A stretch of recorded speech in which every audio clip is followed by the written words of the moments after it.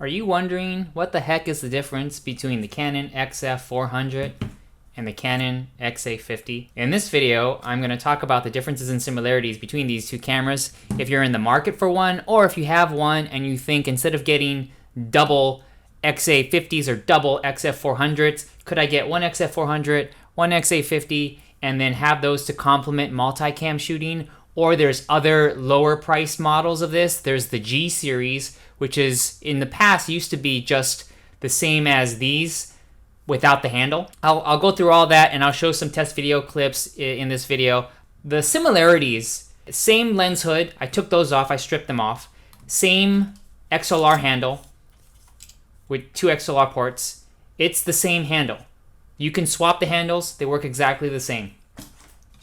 But on the body design, you can see that the XF400 is wider than the XA50. It's a much, to me, the XF400 was big, but not in a good way. It's not as substantial as the XF200 was, which I thought was the perfect body design. And it's not as big as the, those prosumer Panasonic cameras, Sony cameras. It's this middle ground where it to me, it took the best, it took the worst designs of the XA series and the XF series, and they try to combine it into this mashup that I don't really like the body design. I much prefer the design of the XA50. The XA50 is bigger than all of the previous XA cameras, but it's big in a good way. It fits in the hand pretty well, and I like it, the more slender profile. On the right side of the camera, the SD cards has a different opening. This SD card opening on the XF400 opens up like that, and then the XA50 has the SD card flap opens like this. I find that the XF400 seems more robust, but that's a really minor thing. On this side of the camera, on the XA50, it has the mic port and the headphone jack, the HDMI and USB all on this side, whereas on the XF400, you only have the mic jack, HDMI, and then you have an Ethernet, and then you have, what is that, a USB. The headphone jack is back here with the DC input, DC AC for the external power, and then the remote jack is right here in the back. And those ports are on the side, right here on the XA50. So there's your remote, and then your DC in, and your, the headphone jack and all that stuff was up here, like I said earlier. So those are a little bit different with the in-outs. If you want HD SDI, you got to get the model above both of these. I think this the XA55 and then the XF405 has the HD SDI out, but they're basically the same minus the SDI port. Other major huge difference between these two cameras, and this could be the deal breaker for some people. The LCD here, 3.5-inch LCD, and then the LCD on the XA50 is just a 3-inch. And the resolution, it's almost night and day between the screen on the XA50 and the screen on the XF400. It's a far superior screen, especially with all the touch interfaces and the touch to focus. I like the XF400's 3.5. It's really big compared to the 3-inch XA's LCD, and the resolution isn't as good. The colors are really different too. When I had these side by side and I was filming the exact same thing, the colors and the contrast, saturation, all of that, they didn't look the same. Later on, when I looked at the footage, they were more closer to what the colors and contrast and all that. But just trying to gauge the picture on these screens, I found the XF400 to be easier to see. And when you switch over to manual focus, the focus will just be better on a bigger screen. So that's a huge advantage with the XF400 that is not on the XA50, even though the actual screen size, they look the same. They're like the same dimensions, but just the LCD is bigger. And they're just cutting corners. You wouldn't know how bad the XA50 is until you look at the XF400's LCD screen. So that's a major difference. The LCD screens are far superior with the XF400. Internally, the reasons why this is wider, the XF400 is wider than the XA50. The XF400 has two Digic DV6 image processors, while the XA50 only has one Digic DV6 image processor. I believe the dual processor is what's needed for Canon to shoot 60p UHD 4K. The XA50 is only limited to 30p UHD 4K. So this can do 60p 4K, this can only do 30p 4K. Maxed out. But what's interesting is that when you're into the menu system, you can actually see, or I'll just show you right now. What's kind of effed up about the XA50 is that it seems to me that Canon is just crippling the camera's capacity, like what it could do. You can see 60p is grayed out. So it's in the menu system, you just can't select it. It's just not an option. But it is an option in the XF400. It's like Canon was teasing you with the XA50. They're like, hey, here's 60p, but you can't get it. You got to buy the XF400.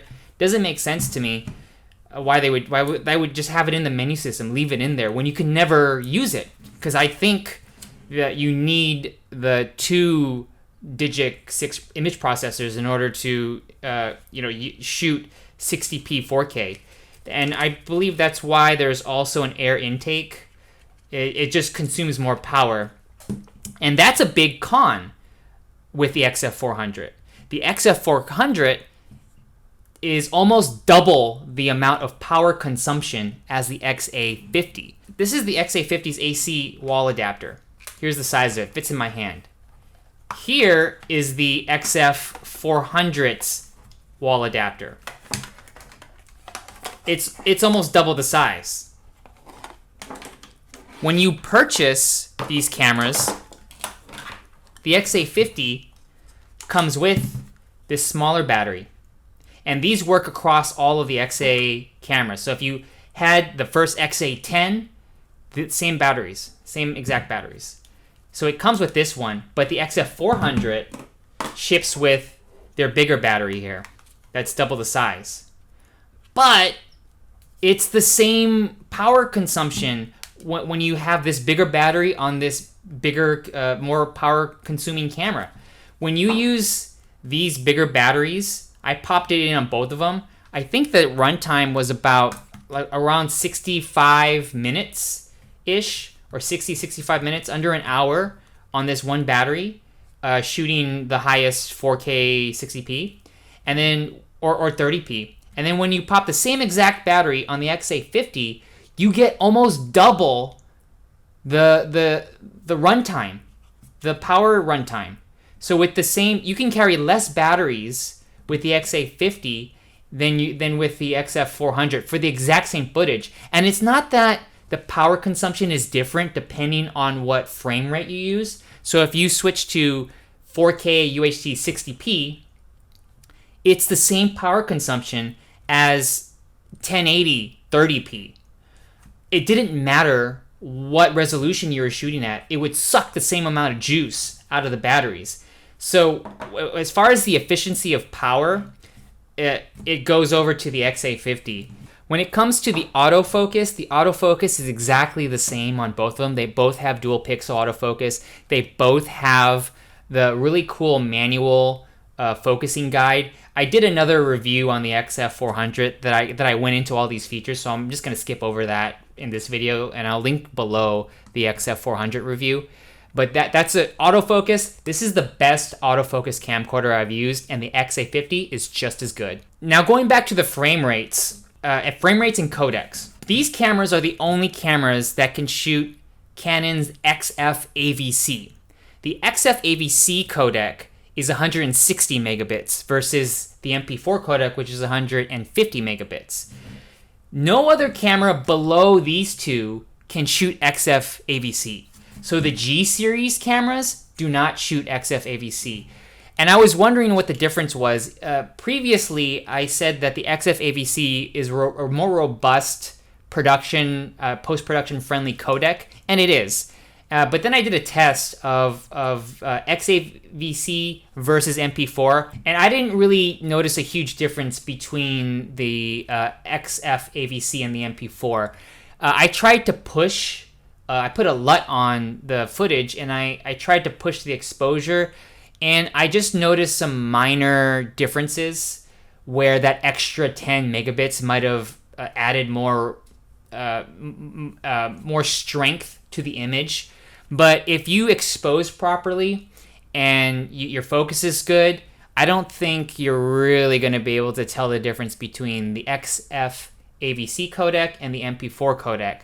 So if you're doing a multicam and you're wondering if you need to get these cameras because they all shoot XF-AVC and the other cameras don't, just stick with MP4 and just make sure your lighting and exposure and your focus is good, and you won't be able to tell the difference. So you can purchase those lower cameras and you'll be okay. But if you're shooting in documentary style run and gun shooting where you're going in and out of different exposures, white balance, everything is really crazy, you might want to just stick with the XF-AVC cameras, these two cameras, because that extra 10 megabits of quality, you might need that if you're pushing it in post. When it comes to the output, the HDMI output on these cameras, there's another big difference between them. First off, the XA50 does not allow you UHD 4K output. You cannot output UHD 4K from the HDMI port. They cap you off at 1920 by 1080, full HD at 422 10-bit and 8-bit. So you do get 422 10-bit and 8-bit, but it's limited to HD. You do not get UHD or 4K. On the XF400, you do get 4K UHD output, but they limit you to 420 8-bit. There is no 10-bit. There's no 422 10-bit or 422 8-bit. You get 420 8-bit. That's it. That's what they limit you from. And you could do up to 60p output, but that's it. Like they cripple you. They cripple the HDMI output. So the internal recording is just as good as what you would get out, unless you're doing HD. So they both output HD at 422 10-bit, which is good. It's great, but not the full capacity of the 4K. I think they're protecting the higher model, which is the XF705, which is a $7,000 camera. Unbelievable that Canon does that. When it comes to the audio features, they both have the ability to record 4 channels of audio, which is why I really like this series of camcorders. The Sony camcorders, some of them, and the Panasonic, they only give you 2 channels, but here they give you 4. So those are the main differences and similarities between these two cameras. If I were in the market right now for one of these cameras, I didn't own any of them, and I wanted to buy into this camcorder form factor, I'm leaning more towards the XA50. It's cheaper, the power consumption is better, and even though you don't get the 60p 4K, you do get 60p in HD. That could be just as good if you want that slow motion 60p. 60p HD, still good. And you can output using the HDMI 60p HD 60p 422 10-bit of the XA50. So it's still a very capable camcorder. You just don't get that internal 60p 4K. If you've never seen the XF400 screen and all you knew was the XA50, you'd be fine with this screen. It's only depressing once you see what you could get. The XA50 does nearly identical things that the XF400. It's cheaper, less power consuming. I would prefer the XA50 than the XF400 unless you need that UHD 4K for some reason.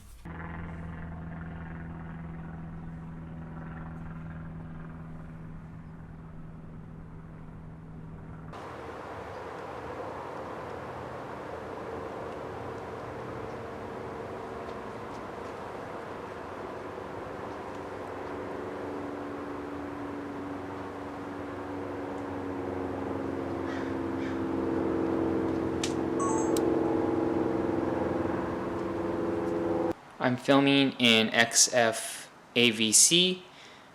The f-stop is f3.7, 1/60th shutter speed, 9 dBs of gain, native to when you go wide DR. The Kelvin I set to 5600. I'm going to gain up.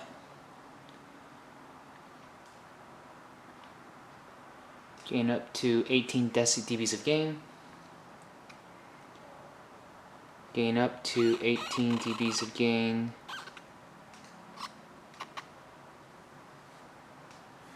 Let's turn off my key light.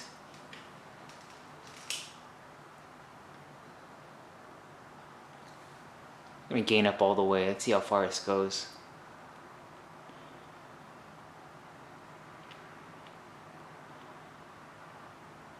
I'm gained to 39 dBs. Gain to 39 dBs. They're both at 39. I'm going to lower the light.